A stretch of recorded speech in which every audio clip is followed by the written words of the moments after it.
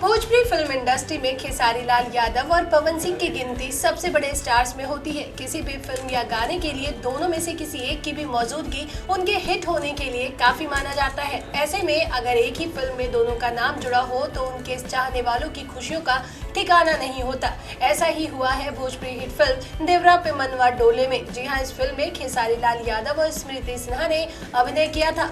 खास बात तो ये रही कि इस फिल्म का एक गाना है जो अभी तक भोजपुरी दर्शकों के जुबान पर चढ़ा हुआ है, उसे पवन सिंह ने ही गाया था। जी हाँ, और ये सुपरहिट भोजपुरी गाने के बोल थे, रूपवा सलोना ए धनिया ओहो पे मन करे निहारत रही। इन दिनों ये गाना वायरल हो रहा है और इसे लाखों व्यूज मिल चुके हैं। इस रोमांटिक भोजपुरी गाने को फिल्म में खेसारी लाल यादव और स्मृति सिन्हा पर फिल्माया गया।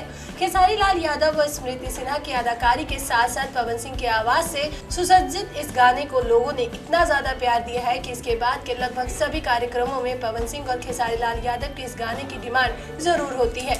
आपको बता दें, अश्लीलता से दूर इस खाटी भोजपुरी गाने को भोजपुरी इंडस्ट्री के जाने माने नाम विनय बिहारी ने लिखा था। इस गाने में मधुकर आनंद ने म्यूजिक दिया था। वहीं टी सीरीज भोजपुरी के बैनर तले ये गाना को रिलीज किया गया था।